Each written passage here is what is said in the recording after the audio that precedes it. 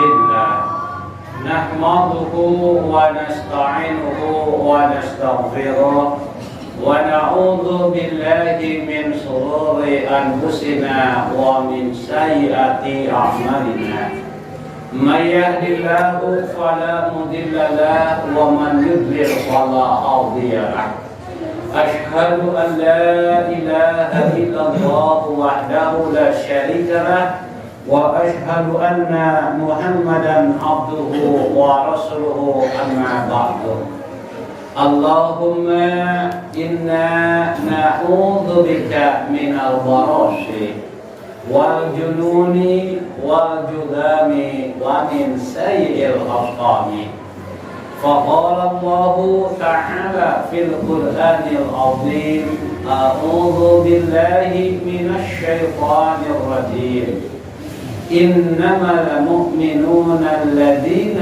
آمنوا بالله ورسوله ثم لم يرتابوا وجاهدوا بأموالهم وأنفسهم في سبيل الله أولئك هم الصادقون. Alhamdulillah, dengan kudrah dan iradah Allah Subhanahu wa taala kita sampai hari Jumat ini, hari Sayyidul Ayyam, hari Idul Usbu bagi kita umat Islam. Kita bersyukur kepada Allah Subhanahu wa taala karena sampai hari ini, yaitu tanggal 1 Zulhijjah 1443 Hijriah, kita masih diberikan kesempatan dan kesehatan oleh Allah Subhanahu wa taala. Tentu kita bersyukur kepada Allah Subhanahu wa taala karena sampai hari ini kita masih bisa mengoptimalkan aktivitas ibadah kita, baik secara makhdhah maupun ghairu makhdhah. Yang tentunya kita masih diberi kesempatan untuk keluar dari sesuatu yang salah menjadi benar dan benar menurut Al-Quran, keluar dari yang namanya syirik dan berganti menjadi tauhid, menguatkan tentang kekuatan keesaan Allah Subhanahu wa taala, serta juga masih diberi kesempatan untuk keluar dari perkara bid'ah khusus dalam ibadah dan menunaikan sunnah Rasulullah SAW. Dan jadi catatan kita, kebenaran secara Al-Quran didasari dengan tauhid yang kuat dalam hati masing-masing dan berdasar kepada sunnah Rasulullah SAW, maka insya Allah ibadah makhdhah maupun ghairu makhdhah akan diterima oleh Allah Subhanahu wa taala. Dan mudah-mudahan amal ibadah kita senantiasa diterima oleh Allah Subhanahu wa taala dan dalam kehidupan sehari-hari kita mendapatkan ampunan, barokah dan rahmat Allah Subhanahu wa taala. Hadirin sidang Jumat undangan Allah Subhanahu wa taala, tadi saya dalam mukadimah membacakan satu ayat Allah, tepatnya dalam surah Al-Hujurat ayat 15, di mana kalau kita memaknai dan memahami Al-Hujurat ayat 15, ada 4 poin yang tercantum dalam ayat tersebut. Pertama, kalimat innamal mu'minuna, sesungguhnya bahwasanya orang-orang yang beriman. Ini menunjukkan bahwa benar-benar orang ini telah beriman kepada Allah. Ketahuan dari mana benar-benarnya, bukan permainan, bukan sunama lain kahurian, keimanan teh. Ini dari kata awalnya dengan menggunakan huruf taukid, huruf penguat, yaitu innama. Innama itu huruf taukid, menguatkan arti untuk benar-benar orang ini menunjukkan orang-orang yang beriman. Makanya poin kedua, orang-orang yang beriman inilah yaitu alladzina amanu billahi wa rasulihi summa lam yartabu, yaitu mereka yang telah mengimani Allah dan Rasulnya lam yartabu, tapi tidak ragu-ragu lagi. Nah, jadi hasilnya iman yang sebenarnya itu berpercaya kepada Allah dan Rasul dan tidak pernah meragukan Allah dan Rasul. Ini menunjukkan orang ini benar-benar bahwa Allah dan Rasul dinomorsatukan. Makanya tercantum dalam hadis Sahih Bukhari Muslim muttafaqun alaih dalam kitab Lu'lu' wal Marjan, sampai Imam Bukhari dan Imam Muslim sepakat membuat bab iman kepada Allah dan Rasul harus melebihi segalanya. Kecintaan kepada Allah dan Rasul harus melebihi kecintaan dari segalanya. Baik kecintaan kepada orang tua, kecintaan kepada diri, harta, keluarga, dan lain sebagainya. Pokoknya kecintaan pada Allah dan Rasul itu harus dinomorsatukan. Maka kalau sudah begitu akan merasakan lezat dan manisnya iman. Catat Pak, selama kita tidak mendahulukan Allah dan Rasul, tidak akan pernah merasakan manis dan lezatnya iman. Tapi kalau sudah menjadikan Allah dan Rasul sebagai nomor satu, didahulukan, insya Allah akan merasakan nikmat dan manis serta lezatnya iman. Nah, maka orang ini adalah yang tidak pernah melakukan Allah dan Rasul, disebutlah boleh dikatakan orang istiqomah, orang yang konsekuen, komitmen terhadap Allah dan Rasul. Nah ini. Dan secara logika juga dimengerti kenapa Allah dan Rasul harus didahulukan, karena segala sesuatu dari Allah. Bapak kita hidup sampai hari ini dari siapa? Bapak atau kita semua bisa makan sampai hari ini, bisa berumah tangga, bisa punya ini dan itu dari siapa? Tidak ada, itu hasil kerja keras saya, bohong. Tetap yang memberikan dan menentukan adalah Allah. Walaupun Allah menyuruh kepada orang-orang atau manusia untuk bekerja keras. Fa idza faragta fansab wa ila rabbika farghab. Apabila selesai satu kerjaan, kerjakan yang lain, tapi tetap wa ila rabbika farghab, kepada berakhir kepada Allah berkesudahan itu.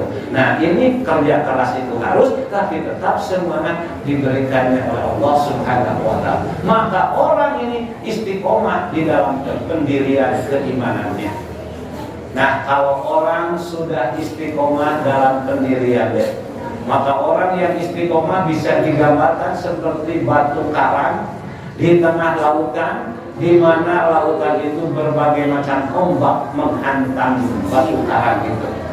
Sekadang ombak itu kecil, sekadang besar, lebih besar, bahkan lebih besar lagi, tapi tetap karang berdiri tegak kokoh menghadapi itu semua. Nah, itulah orang istiqomah, ya, orang yang teguh pendirian. Makanya Allah Subhanahu wa taala memberikan jaminan kepada orang yang istiqomah teguh pendirian dalam keimanan kepada Allah dan Rasul, ya, dan tidak akan pernah dijual keimanannya dengan rumah, dengan keduniaan, tidak.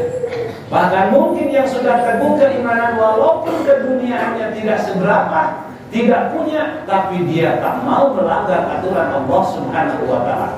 Kenapa? Karena dirinya punya keyakinan bahwa hidup yang abadi itu bukan sekarang di dunia, melainkan kelaknya, dan dirinya yakin justru dunia itu bagaikan ladang tempat bercocok tanam untuk menghasilkan hasil yang maksimal nanti di akhirat.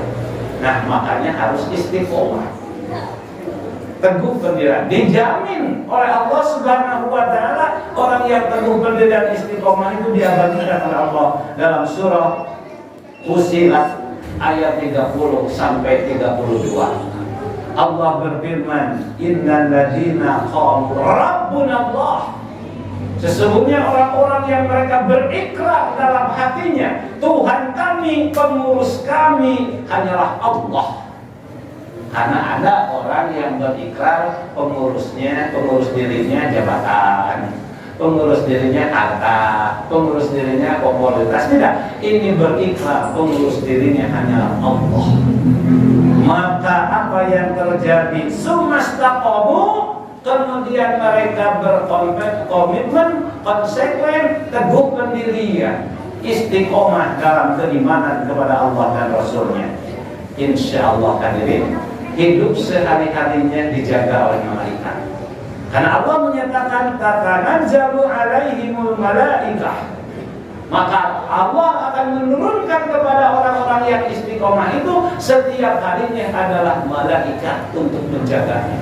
Pak, malaikat itu rata-rata mempunyai 70 sayap satu malaikat. Itu bahasa Allah. Satu sayap malaikat kalau dengan izin Allah dibukakan menutup luasnya langit. Menutup luasnya langit, satu sayap dibukakan, apalagi 70-nya. Itu untuk apa? Melindungi atas perintah Allah terhadap orang-orang istiqomah. Makanya bahasa Allah tatanazzalu alaihimul malaikah. Sampai menyatakan malaikat itu alla takhafu wa la tahzanu. Kalian jangan takut dan jangan merasa sedih. Karena Allah selalu menyertainya. Allah mengizinkan kepada malaikat untuk melindungi orang itu. Sehingga wa abshiru bil jannati allati kuntum tu'adun. Dia akan digembirakan oleh Allah kelak di yaumil akhir dengan surga yang telah dijanjikan oleh Allah Subhanahu wa taala. Innallaha la yukhliful mi'ad. Allah enggak akan pernah menyalahi janji. Manusia makanya katakan 1.000.000 janji dilaksanain cuma setengahnya juga enggak, satu juga kadang enggak, maka tuntutannya berat. Bagi orang yang suka janji tidak dilaksanakan, wah ngeri di akhirat itu. Akan mendapatkan 4 ancaman orang yang janji di dunia kepada manusia tapi tidak satu pun dilaksanakan. Ancamannya 4 di akhirat. Ngeri ini 4 ini. Pertama, la yukallimuhumullah. Allah nggak akan pernah mengajak bicara kepada orang itu. Yang kedua, wala yang duru ilaihim. Allah nggak akan pernah memperhatikan mereka. Ketiga, wala yujaqihim. Allah tidak akan pernah membersihkan kesalahan mereka. Yang jelas walahum adzabun alim. Bagi mereka ada siksa yang sangat pedih. Itu bagi pelanggar janji. Makanya Allah tidak akan pernah menyalahi janji. Nah, dijanjikan oleh Allah bagi orang istiqomah surga tu'adun yang telah dijanjikan. Nahnu, ini lebih menggembirakannya lagi. Nahnu awliya'ukum fil hayati dunya wa fil akhirah. Dan kami Allah menjadi pelindung kalian yang istiqomah di kehidupan dunia ini dan kehidupan nanti di akhirat. Wa hum biha ma tastahi anfusukum. Dan bagi mereka mendapatkan apa saja yang mereka inginkan nanti di akhirat berupa surga. Walakum biha ma tud'un. Dan bagi kalian juga mendapatkan apa yang kalian minta kepada Allah Subhanahu wa ta'ala. Nujulan min ghafurir rahim. Karena itu tempat dari Allah yang Maha Pengampun bagi Maha Penyayang. Ini poin kedua, yaitu istiqomah. Kuat, tidak pernah ragu kepada Allah dan Rasul. Nah, sehingga dengan istiqomahnya ini, hasilnya di dunia ini, poin ketiga, berjuang. Berjuang dengan apa? Dengan harta dan dirinya. Bukan dengan diri dulu, tapi dengan harta dulu. Makanya Allah sebutkan wajahadu bi amwalihim wa anfusihim fi sabilillah. Maka mereka setelah istiqomah itu berjuang selama hidup di dunia ini dengan harta dan dirinya. Kenapa harta dulu, tidak diri dulu? Karena kalau orang sudah berjuang dengan harta, Bapak gampang berjuang dengan diri itu. Tapi belum tentu orang yang sudah bisa berjuang dengan dirinya berjuang dengan harta. Belum tentu. Bukti masih banyak orang sholat 5 waktu itu berjuang dengan diri, tapi belum mampu bahkan menolak ngeluarin zakat, sedekah, infak, itu kan. Nah, makanya berjuang itu bukan dengan diri dulu, tapi dengan harta dulu. Kenapa? Karena berjuang dengan harta itu kalau tidak dibarengi dengan keimanan susah. Karena logikanya nyari harta dari pagi sampai malam sudah dapat harus dikeluarin kan? Kan mungkin orang kan sayang, tapi karena imannya kuat kepada Allah, tidak pernah melakukan Allah dan Rasul karena dia yakin harta pun merupakan titipan, bukan kekayaan buat dirinya, tapi titipan dari Allah yang harus disimpan lagi di jalan Allah. Nah, ini baru sadar. Nah, contoh kecil, infak, sedekah, apalagi wakaf, hibah, wasiat. Sebentar lagi kita akan melaksanakan ibadah berjuang dengan harta, apa? Yaitu kurban. So, kalau orang sudah benar berjuang dengan harta, meyakini Allah dan Rasulnya, tidak diragukan, kurban itu enggak seberapa. Kita ambil logika. Siapa di sini yang perokok? Misalkan sehari habis 10.000 merokok aja ya. Jangan 20.000 lah, 10.000 aja. Kali sebulan berapa? 300.000. Kali setahun berapa? 3.600.000. Di jemaah saya di Ciamplas, di Cimaung, udunan sapi itu, saham sapi cuma 3.500.000. Tuh. Tapi kenapa buat rokok itu bisa? Tapi buat kurban inginnya diberi. Nah, itu dia pertanyaan kecil. Nah, mungkin di sini. Nah, tapi kalau menyadari harta titipan dari Allah, bukan untuk dirinya, bukan untuk kepuasan dirinya, atau bisa memuas dirinya dengan dititipkan di jalan Allah. So, itu aja logika. Dan sering terjadi. Ketika uang kurban udah ada, terus butuh televisi. Apa? Kadang-kadang orang bikinnya beli dulu televisi. Dengan alasan kurban tahun depan masih ada, kata siapa tahun depan masih ada, emangnya tahu, itu masih bisa tahun depan. Terus logika kan uang yang 3,5 juta itu harus dipakai kurban, ini dipakai beli televisi. Begitu beli televisi mati. So, jadi gimana? Coba kalau dikurbankan, walaupun belum sampai ke waktunya, tapi sudah dititipkan uangnya, terus mati, insya Allah jaminan dari Allah Subhanahu wa Ta'ala. Itu aja logika. Nah, maka berjuang itu dengan harta dulu. Makanya Nabi Ibrahim alaihissalam, dia berjuang dengan harta karena anak itu juga termasuk harta, gitu kan? Kata Allah, ya Ibrahim, wahai Ibrahim, sembelih anaknya. Makanya Nabi Ibrahim menyatakan kepada Ismail, ya bunaya, wahai anakku, katanya, bagaimana pendapatmu bahwa bapak anjur dibuka untuk menyembelih? Tapi ini perintah Allah. Apa kata anak yang soleh? Ya abatin matuk maru sana jinuni insyaallah minas. Bapak kerjain saja. Kalau itu perintah Allah, insya Allah bapak akan mendapatkan anak bapak orang yang sabar menerima keputusan Allah. Karena sudah istiqomah. Loh, harus dikurbankan diri pun tidak jadi masalah. Apalagi nah, akhirnya kan Allah ganti dengan seekor domba yang besar. Makanya Rasulullah menyatakan, wa man kana lahu sa'atun lam yudhha fala yaqrabanna salana. Barang siapa yang sudah ada kesanggupan untuk berkurban. Coba Bapak tanya kepada diri Bapak, sanggup apa enggak? Logikakannya seperti tadi. Saya kira kalau dilogikakan ke tadi, kejadian bakso dan cerobok, semua harus sanggup. Semua harus sanggup, tidak ada kata tidak sanggup. Ya, itu sudah ada kesanggupan bala miloka tapi tidak berkurban, ancamannya keras Pak. Bala yang robana musallaka, maka jangan dekat-dekat tempat sholat kami. Artinya tidak dilakukan umat Rasulullah SAW.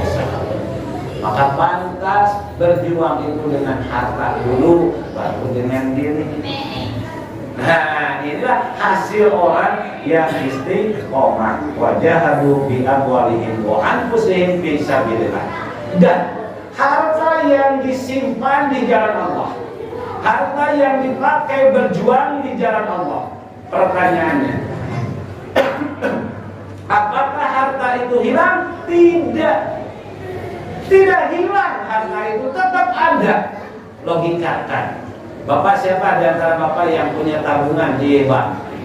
Misalkan ada 100 juta di bank. Uangnya dipegang enggak? Enggak kan? Tapi Bapak mengaku betapa yakin itu uang Bapak. Ada catatannya nih di bukunya. Nah, Allah juga sama ada catatan. Makanya setiap harta yang disimpan di jalan Allah tidak hilang.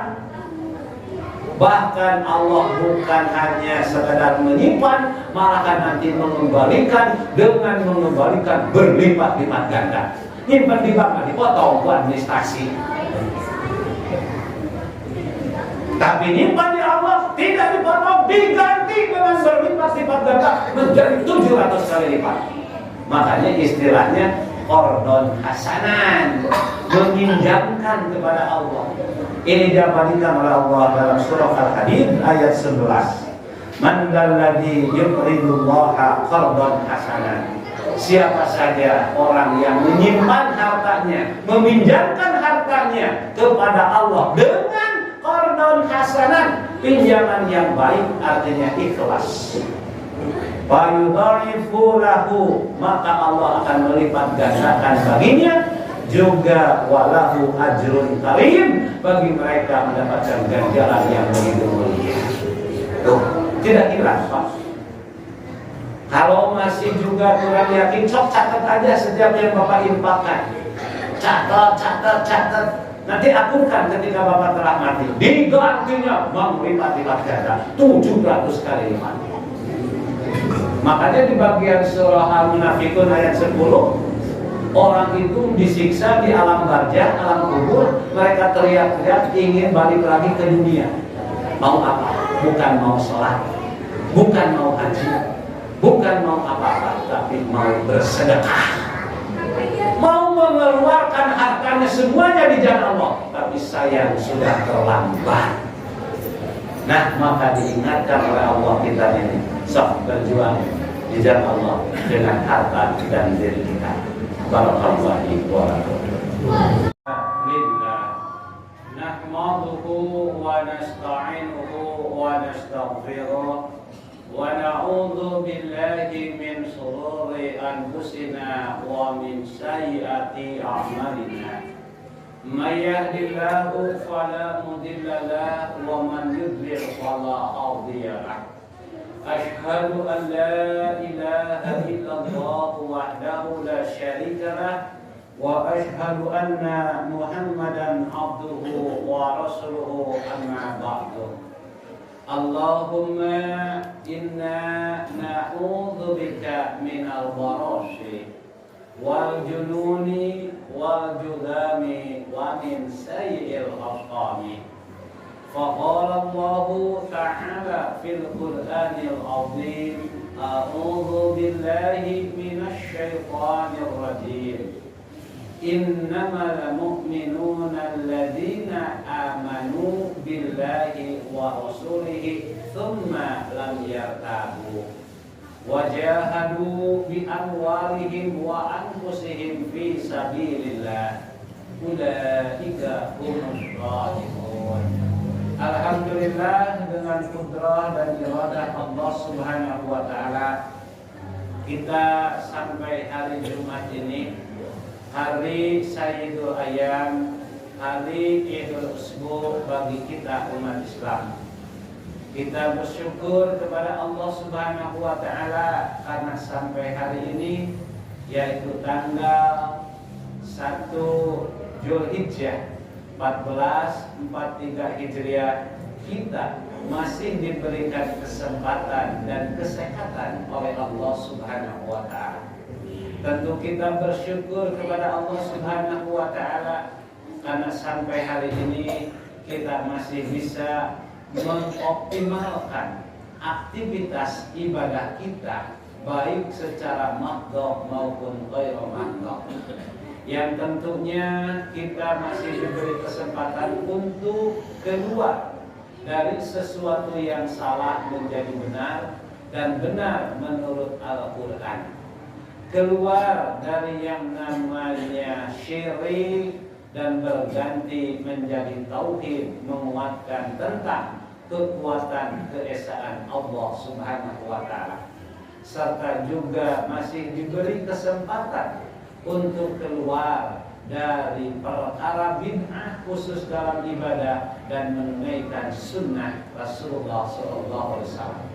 Dan jadi catatan kita, kebenaran secara Al-Quran didasari dengan tauhid yang kuat dalam hati masing-masing dan berdasar kepada sunnah Rasulullah SAW, maka insya Allah ibadah makdoh maupun ghairu makdoh akan diterima oleh Allah Subhanahu wa taala.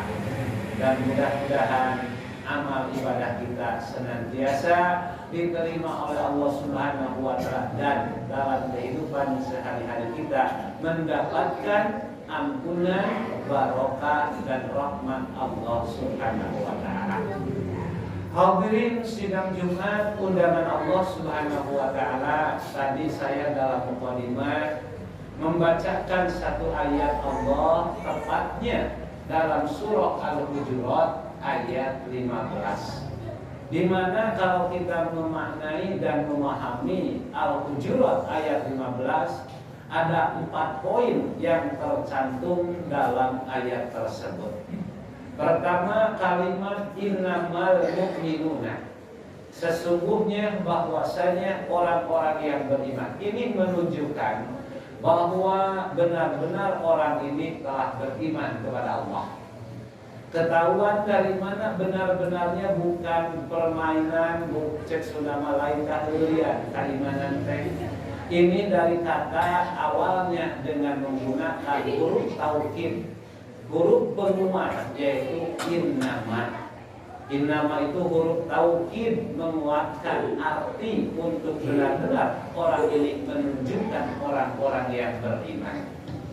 Makanya poin kedua, orang-orang yang beriman inilah yaitu alladzina amanu billahi wa rasulihi summa lam yartabu, yaitu mereka yang telah mengimani Allah dan Rasulnya, lam yartabu, tapi tidak ragu-ragu lagi. Nah, jadi hasilnya iman yang sebenarnya itu berpercaya kepada Allah dan Rasul dan tidak pernah meragukan Allah dan Rasul. Ini menunjukkan orang ini benar-benar bahwa Allah dan Rasul dinomorsatukan. Makanya tercantum dalam hadis Sahih Bukhari Muslim muttafaqun alaih dalam kitab Lu'lu' wal Marjan, sampai Imam Bukhari dan Imam Muslim sepakat membuat bab iman kepada Allah dan Rasul harus melebihi segalanya. Kecintaan kepada Allah dan Rasul harus melebihi kecintaan dari segalanya. Baik kecintaan kepada orang tua, kecintaan kepada diri, harta, keluarga, dan lain sebagainya. Pokoknya kecintaan pada Allah dan Rasul itu harus dinomorsatukan. Maka kalau sudah begitu akan merasakan lezat dan manisnya iman. Catat Pak, selama kita tidak mendahulukan Allah dan Rasul, tidak akan pernah merasakan manis dan lezatnya iman. Tapi kalau sudah menjadikan Allah dan Rasul sebagai nomor satu, didahulukan, insya Allah akan merasakan nikmat dan manis serta lezatnya iman. Nah, maka orang ini adalah yang tidak pernah melakukan Allah dan Rasul, disebutlah boleh dikatakan orang istiqomah, orang yang konsekuen, komitmen terhadap Allah dan Rasul. Nah ini. Dan secara logika juga dimengerti kenapa Allah dan Rasul harus didahulukan. Karena segala sesuatu dari Allah. Bapak kita hidup sampai hari ini dari siapa? Bapak atau kita semua bisa makan sampai hari ini, bisa berumah tangga, bisa punya ini dan itu dari siapa? Tidak ada, itu hasil kerja keras saya, bohong. Tetap yang memberikan dan menentukan adalah Allah. Walaupun Allah menyuruh kepada orang-orang atau manusia untuk bekerja keras, Fa idza faragta fansab wa ila rabbika farghab. Apabila selesai satu kerjaan, kerjakan yang lain, tapi tetap wa ila rabbika farghab, kepada berakhir kepada Allah berkesudahan itu. Nah, ini kerja keras itu harus, tapi tetap semuanya diberikannya oleh Allah Subhanahu wa taala. Maka orang ini istiqomah di dalam pendirian keimanannya. Nah, kalau orang sudah istiqomah dalam pendirian, maka orang yang istiqomah bisa digambarkan seperti batu karang di tengah lautan, di mana lautan itu berbagai macam ombak menghantam batu karang itu. Sekadang ombak itu kecil, sekadang besar, lebih besar, bahkan lebih besar lagi, tapi tetap karang berdiri tegak kokoh menghadapi itu semua. Nah, itulah orang istiqomah, ya, orang yang teguh pendirian. Makanya Allah Subhanahu wa taala memberikan jaminan kepada orang yang istiqomah teguh pendirian dalam keimanan kepada Allah dan Rasul, ya, dan tidak akan pernah dijual keimanannya dengan rumah, dengan keduniaan, tidak. Bahkan mungkin yang sudah teguh keimanan walaupun keduniaannya tidak seberapa, tidak punya, tapi dia tak mau melanggar aturan Allah Subhanahu wa taala. Kenapa? Karena dirinya punya keyakinan bahwa hidup yang abadi itu bukan sekarang di dunia, melainkan kelak di akhirat, dan dirinya yakin justru dunia itu bagaikan ladang, tempat bercocok tanam untuk menghasilkan hasil yang maksimal nanti di akhirat. Nah, makanya harus istiqomah, teguh pendirian, dijamin oleh Allah Subhanahu wa taala. Orang yang teguh pendirian istiqomah itu diabadikan oleh Allah dalam surah Fussilat ayat 30 sampai 32. Allah berfirman, innal ladzina qalu rabbunallah. Sesungguhnya orang-orang yang mereka berikrar dalam hatinya, Tuhan kami, pengurus kami hanyalah Allah. Karena ada orang yang berikrar pengurus dirinya jabatan, pengurus dirinya harta, pengurus dirinya komoditas. Tidak, ini berikrar pengurus dirinya hanyalah Allah. Maka apa yang terjadi? Sumastaqamu, kemudian mereka berkomitmen, konsekuen, teguh pendirian, istiqomah dalam keimanan kepada Allah dan Rasulnya. Insya Allah hadirin, hidup sehari-harinya dijaga oleh malaikat. Karena Allah menyatakan tatanazzalu alaihimul malaikah. Maka Allah akan menurunkan kepada orang-orang yang istiqomah itu setiap harinya adalah malaikat untuk menjaganya. Pak, malaikat itu rata-rata mempunyai 70 sayap satu malaikat. Itu bahasa Allah. Satu sayap malaikat kalau dengan izin Allah dibukakan menutup luasnya langit. Menutup luasnya langit, satu sayap dibukakan, apalagi 70-nya. Itu untuk apa? Melindungi atas perintah Allah terhadap orang-orang istiqomah. Makanya bahasa Allah tatanazzalu alaihimul malaikah. Sampai menyatakan malaikat itu alla takhafu wa la tahzanu. Kalian jangan takut dan jangan merasa sedih, karena Allah selalu menyertainya. Allah mengizinkan kepada malaikat untuk melindungi orang itu. Sehingga wa abshiru bil jannati allati kuntum tu'adun. Dia akan digembirakan oleh Allah kelak di yaumil akhir dengan surga yang telah dijanjikan oleh Allah Subhanahu wa taala. Innallaha la yukhliful mi'ad. Allah tidak akan pernah menyalahi janji. Manusia makanya kalahkan, 1 juta janji dilaksanain cuma setengahnya juga enggak, 1 juga kadang-kadang enggak. Maka tuntutannya berat bagi orang yang suka janji tidak dilaksanakan. Wah, ngeri di akhirat itu. Akan mendapatkan 4 ancaman orang yang janji di dunia kepada manusia tapi tidak satu pun dilaksanakan. Ancamannya 4 di akhirat. Ngeri ini 4-nya. Pertama, la yukallimuhumullah. Allah nggak akan pernah mengajak bicara kepada orang itu.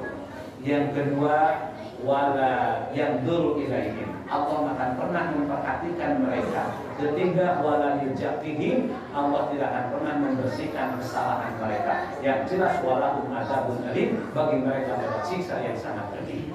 Itu bagi pelanggar janji. Makanya Allah tidak akan pernah menyalahi janji. Nah, dijanjikan oleh Allah bagi orang istiqomah surga tu'adun yang telah dijanjikan. Nahnu, ini yang lebih menggembirakannya lagi. Nahnu awliya'ukum fil hayati dunya wa fil akhirah.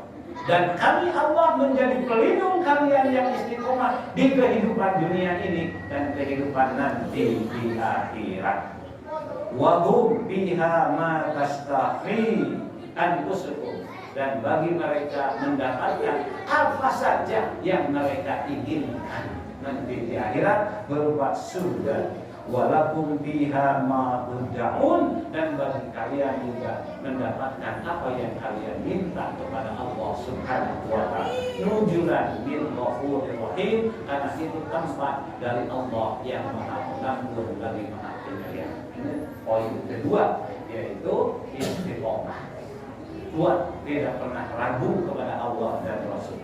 Nah, sehingga dengan istiqomahnya ini, hasilnya di dunia ini, poin ketiga, berjuang. Berjuang dengan apa? Dengan harta dan dirinya. Bukan dengan diri dulu, tapi dengan harta dulu. Makanya Allah sebutkan wajahadu bi amwalihim wa anfusihim fi sabilillah. Maka mereka setelah istiqomah itu berjuang selama hidup di dunia ini dengan harta dan dirinya. Kenapa harta dulu, tidak diri dulu? Karena kalau orang sudah berjuang dengan harta, bapak gampang berjuang dengan diri itu. Tapi belum tentu orang yang sudah bisa berjuang dengan dirinya berjuang dengan harta. Belum tentu. Bukti masih banyak orang sholat 5 waktu itu berjuang dengan diri, tapi belum mampu bahkan menolak ngeluarin zakat, sedekah, infak, itu kan. Nah, makanya berjuang itu bukan dengan diri dulu, tapi dengan harta dulu. Kenapa? Karena berjuang dengan harta itu kalau tidak dibarengi dengan keimanan susah. Karena logikanya nyari harta dari pagi sampai malam sudah dapat harus dikeluarin kan? Kan mungkin orang saya, tapi karena imannya kuat kepada Allah, tidak pernah melakukan Allah dan Rasul, karena dia yakin harta pun merupakan titipan, bukan kekayaan buat dirinya, tapi titipan dari Allah yang harus disimpan lagi di jalan Allah. Nah, ini baru sadar. Nah, contoh kecil, infak, sedekah, apalagi wakaf, hibah, wasiat. Sebentar lagi kita akan melaksanakan ibadah berjuang dengan harta. Apa? Yaitu kurban. So, kalau orang sudah benar berjuang dengan harta, meyakini Allah dan Rasulnya, tidak diragukan, kurban itu enggak seberapa. Kita ambil logika. Siapa di sini yang perokok? Misalkan sehari habis 10.000, merokok aja ya. Jangan 20.000 lah, 10.000 aja. Kali sebulan berapa? 300.000. Kali setahun berapa? 3.600.000. Di jemaah saya di Cihampelas, di Cimaung, udunan sapi itu, saham sapi cuma 3.500.000. Tuh, tapi kenapa buat rokok itu bisa, tapi buat kurban inginnya diberi? Nah, itu nih pertanyaan kecil. Nah, mungkin di sini. Nah, tapi kalau menyadari harta titipan dari Allah, bukan untuk dirinya, bukan untuk kepuasan dirinya, atau bisa memuas dirinya dengan dititipkan di jalan Allah. Nah, so, itu aja logika. Dan sering terjadi. Ketika uang kurban udah ada, terus butuh televisi. Apa? Kadang-kadang orang bikinnya beli dulu televisi dengan alasan kurban tahun depan masih ada, kata siapa tahun depan masih ada, emangnya tahu itu masih bisa tahun depan. Terus logika kan uang yang 3,5 juta itu harus dipakai kurban, ini dipakai beli televisi. Begitu beli televisi mati. So, jadi gimana? Coba kalau dikurbankan, walaupun belum sampai ke waktunya, tapi sudah dititipkan uangnya, terus mati, insya Allah jaminan dari Allah Subhanahu wa Ta'ala. Itu aja logika. Nah, maka berjuang itu dengan harta dulu. Makanya Nabi Ibrahim alaihissalam dia berjuang dengan harta karena anak itu juga termasuk harta, gitu kan? Kata Allah, ya Ibrahim, wahai Ibrahim, sembelih anaknya. Makanya Nabi Ibrahim menyatakan kepada Ismail, ya bunaya, wahai anakku, bagaimana pendapatmu bahwa bapak anjur dibuka untuk menyembelih? Tapi ini perintah Allah. Apa kata anak yang soleh? Ya abatin matuk maru satajiduni insyaallah minas. Bapak kerjain saja. Kalau itu perintah Allah, insya Allah bapak akan mendapatkan anak bapak orang yang sabar menerima keputusan Allah. Karena sudah istiqomah. Loh, harus dikurbankan diri pun tidak jadi masalah. Apalagi nah, akhirnya kan Allah ganti dengan seekor domba yang besar. Makanya Rasulullah menyatakan, wa man kana lahu sa'atun lam yudhha fala yaqrabanna salana. Barang siapa yang sudah ada kesanggupan untuk berkurban. Coba Bapak tanya kepada diri Bapak, sanggup apa enggak? Logikakannya seperti tadi. Saya kira kalau dilogikakan ke tadi, kejadian bakso dan jeruk, semua harus sanggup. Semua harus sanggup. Tidak ada kata tidak sanggup. Ya, gitu. Sudah ada kesanggupan pala bidoha tapi tidak berkurban. Ancamannya keras, Pak. Pala yang robana musallaka. Maka jangan dekat-dekat tempat sholat kami. Artinya tidak diaku umat Rasulullah SAW. Maka pantas berjuang itu dengan harta dulu, baru dengan diri. Nah, inilah hasil orang yang istiqomah. Wajahadu bi amwalihim wa anfusihim fi sabilillah. Dan harta yang disimpan di jalan Allah, harta yang dipakai berjuang di jalan Allah. Pertanyaannya, apakah harta itu hilang? Tidak. Tidak hilang, harta itu tetap ada. Logikakan. Bapak siapa di antara Bapak yang punya tabungan di bank? Misalkan ada 100 juta di bank. Uangnya dipegang enggak? Enggak kan? Tapi Bapak mengaku betapa yakin itu uang Bapak. Ada catatannya nih di bukunya. Nah, Allah juga sama ada catatan. Makanya setiap harta yang disimpan di jalan Allah tidak hilang.